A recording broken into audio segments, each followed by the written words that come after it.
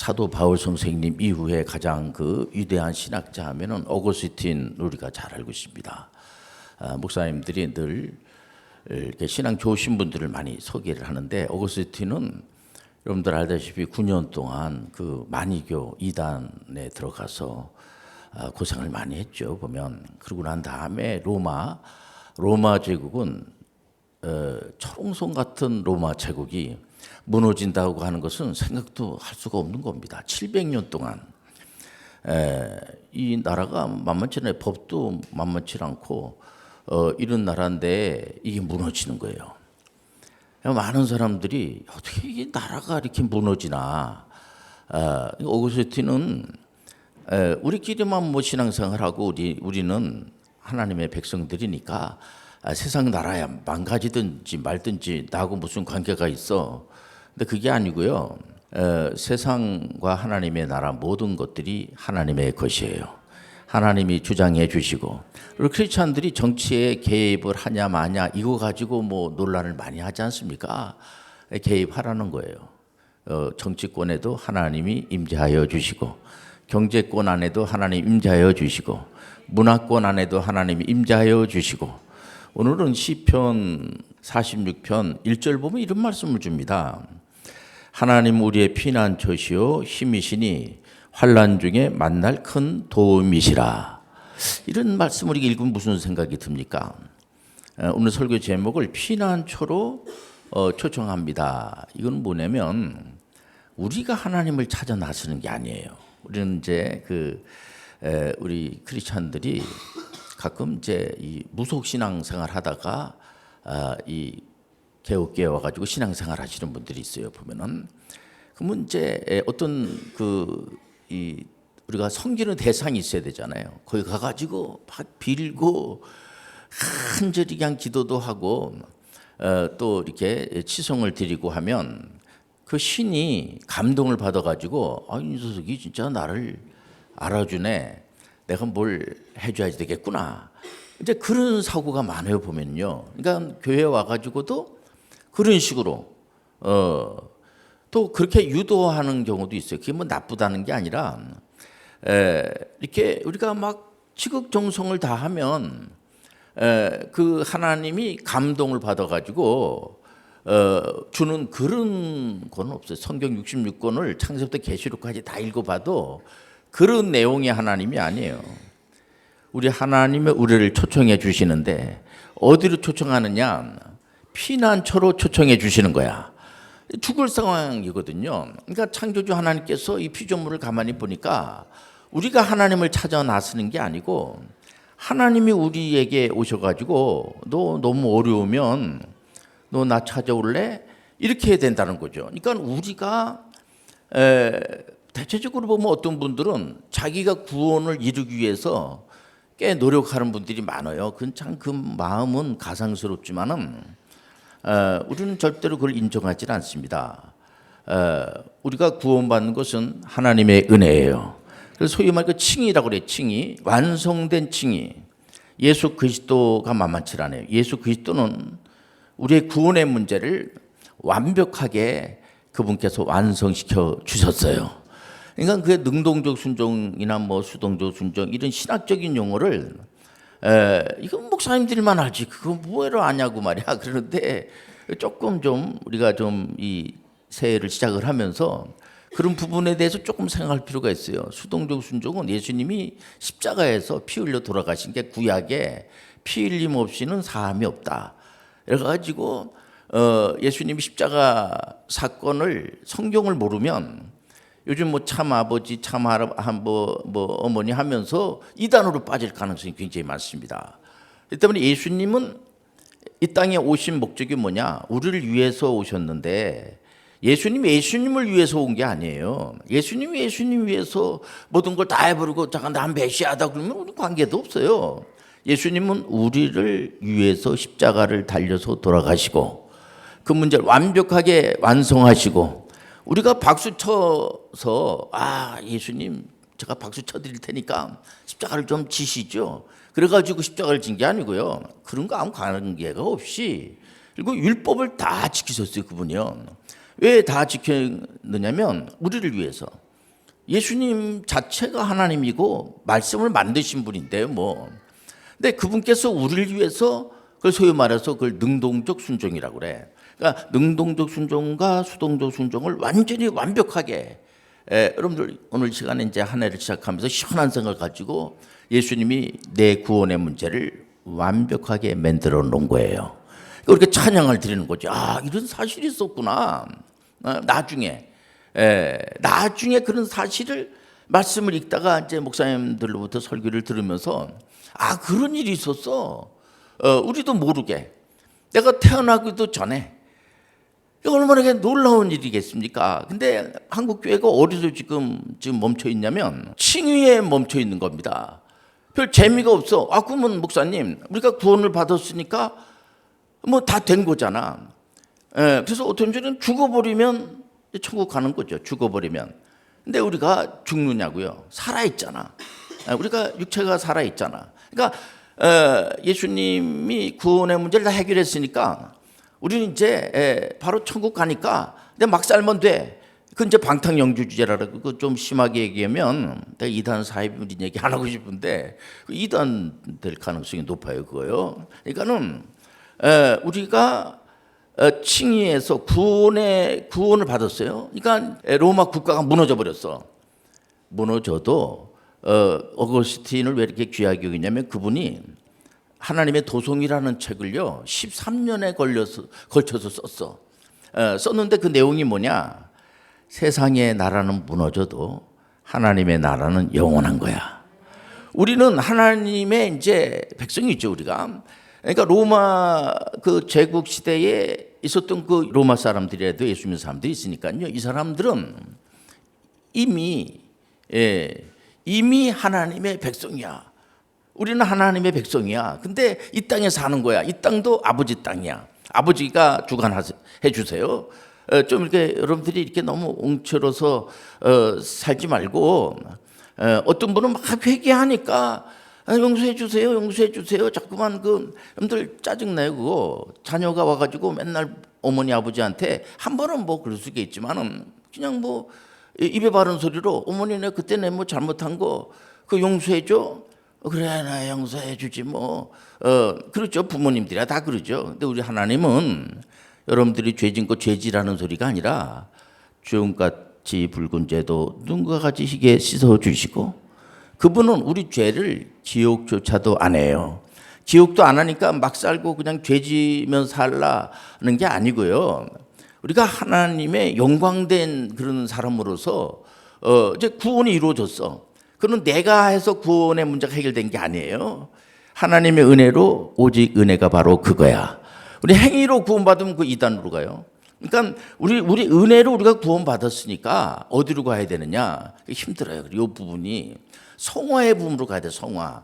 그러니까 구원을 이루라는 말이 있어요. 구원을 이루라라는 얘기는 그러면 우리가 그냥 애쓰고 막 그냥 뭐 온갖 그냥 막 자글하고 생쌀 씹어 먹으면서 금식기도 하고 뭐 막 새벽기도 하고 막 이래가지고 내 문제가 갈고 닦아서 그래서 어떤 경우에는 그런 사람들 보면요 겁이 나.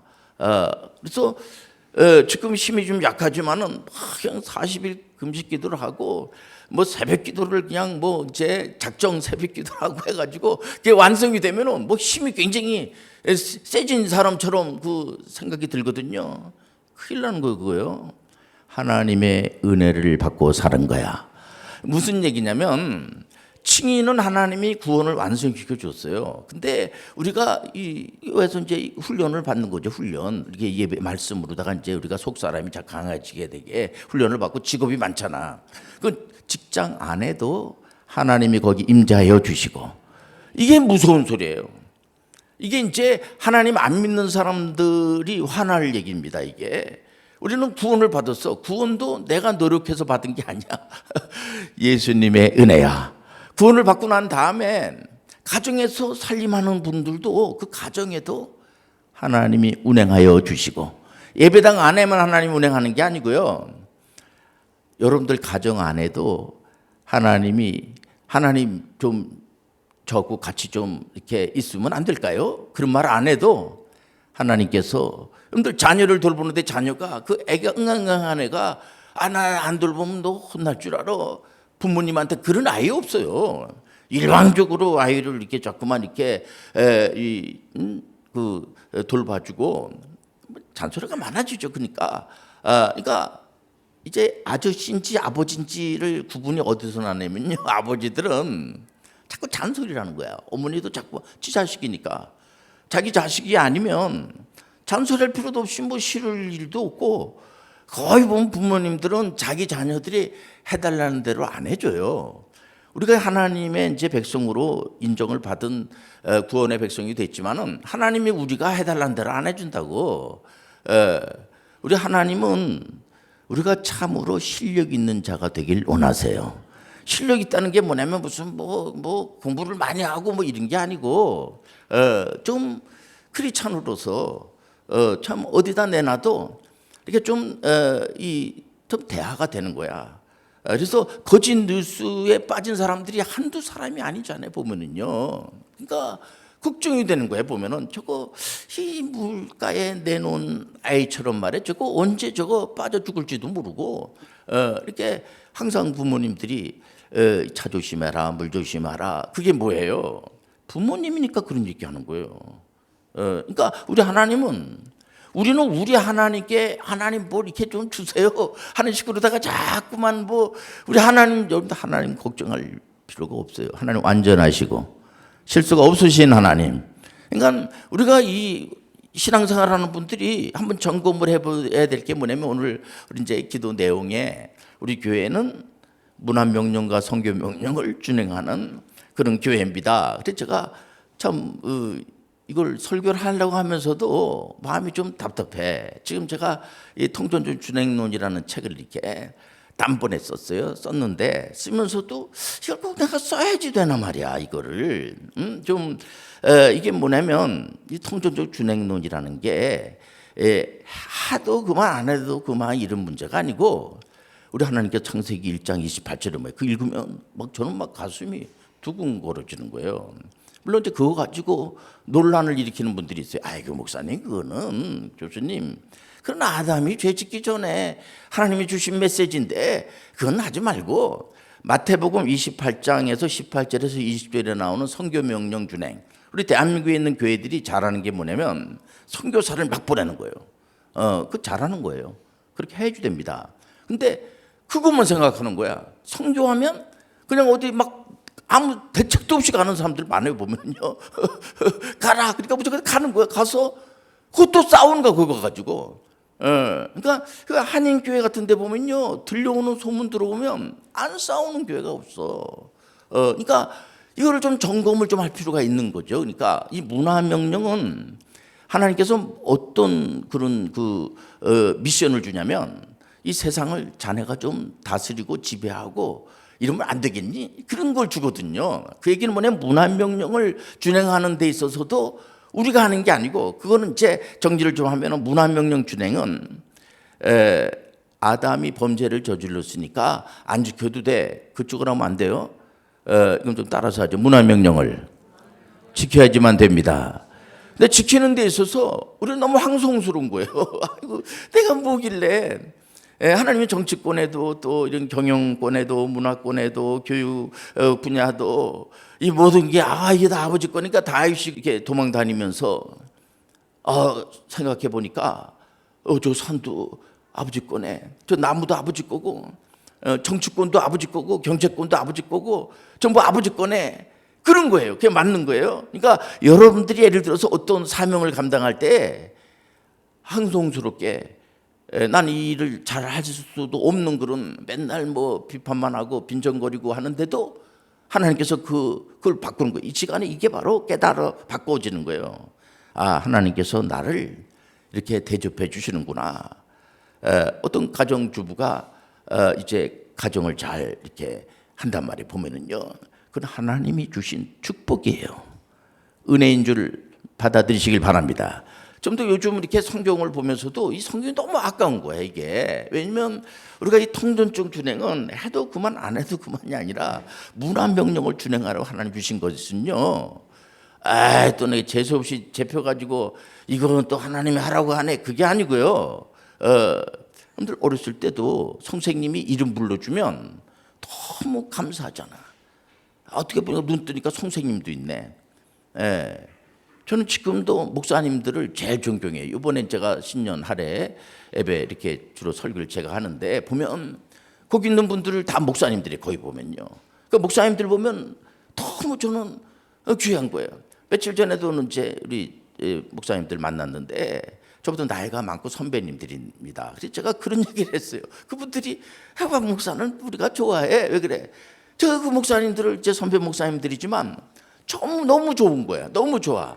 그러니까 시간 가는 줄 모르고 그냥 차를 이렇게 마시면서 너무 이분들이 하나님의 백성이잖아요. 우리는 하나님의 자녀야. 부족하고 안 부족하고 두 번째, 여러분들이 하나님의 자녀가 되기 위해서 막 노력하고 애쓰고 그거 아니에요. 여러분들 부모님들은 그냥 욕이나 얻어먹지 않고 살면 되고 남한테 피해나 주질 않고 애가 몸이나 안 아프면 되지 뭐 그런 거지. 큰 거를 바라지 않아요. 우리 하나님께서 우리한테 우리가 하는 걸 다 해주세요. 그분이 오늘도 하나님이 우리 가운데 임자해 주시고 머리털까지 세심받으신 하나님, 이 엄청난 축복을 놓치는 거예요. 어거스틴이 볼 때. 그러니까 사도 바울 선생님이 성경 13권을 쓴 게 그 내용이요 한 가지입니다. 막 살라는 게 아니라 그분은 율법을 다 지킨 분이에요. 실력이 있는 사람이야. 그런데도 불구하고 자유함이 없는 거야. 늘 교회 와가지고 쫄아서 맨날 이거 내 이러다가 이거 망하면 어떡하나. 이거는 그냥 그 미신을 이렇게 믿고 완전히 우리나라의 미신적인 요소가 교회도 많이 들어와 있어요. 보면은요. 그래서 저 친구보다 내가 더 많은 물질을 가지고 있어야 된다. 더 많은 권력을 가지고 있어야 된다. 이런 쓸데없는 싸움을 하고 있는 분들이 한둘이 아니야. 여러분들 하나님은요 우리가 구하지 않는 것도 아시고 주시고, 여러분들 예를 들어서 내가 구하는 것마다 하나님 다 주시고 안 하면 안 준다 그러면요 여러분들 입 찢어져. 그게 그렇게 되는 게 아니야. 오늘 이 시간에 여러분들 우리가 이제 한 해를 시작하면서 금요 기도회 때에 하나님은 내가 기도도 안 했는데도 다 응답해 주시고 그게 기도인 거야. 감사의 기도가 넘치시길 바랍니다. 내가 교회 가서 예배드려야지, 기도해야지. 이걸 안 하면은 내가 뭐 놓친 것 같고, 기본적으로 이렇게 보면 흘러가면 이렇게 알잖아요. 보면요. 그리고 또 일부러 그걸 다 그러니까 우리가 이 층에서 갖춰져 있는 한국 교회를 성화 쪽으로 옮겨야지 돼요. 그래서 이분 왜 이렇게 말씀이 이렇게 곱고 온유하고 참 이렇게 서로 대화가 통하고 과거에 그 북한에서 신앙생활 하신 분들이 넘어온 분들이 있어요. 이분들 보면은 자기 친자녀가 아니더라도 막 학비를 대주고, 그 기독교적인 세계관이에요. 자기가 난 자녀만 자녀가 아니고 북한에서 같이 신앙 때문에 넘어온 분들입니다. 이분들이 오셔가지고 시장에서 일하는 그런 그 권사님, 집사님들 있으면 어떤 이렇게 분이 와서 살짝 이렇게 얘기하고 가고 그런 거니까 남대문 시장에서 시장하는 그런 아낙네들이 누구야? 우리 목사님이야, 우리 목사님이야. 이게 여러분들 그 피난 와가지고 목사님들이 그런 식으로 자꾸만 이렇게 격려해주고 시장에서 그 시금치도 팔고 뭐 이런 분들 자꾸만 격려해주고 하는데 옆에는 같이 시장에서 장사하는 그 아낙네가 봤을 때 자기는 그런 사람이 없잖아요. 그러니까 좋잖아, 기분 나쁘지 않잖아. 그래가지고 그 교회 다니고 이렇게 되는 거예요. 보면은요.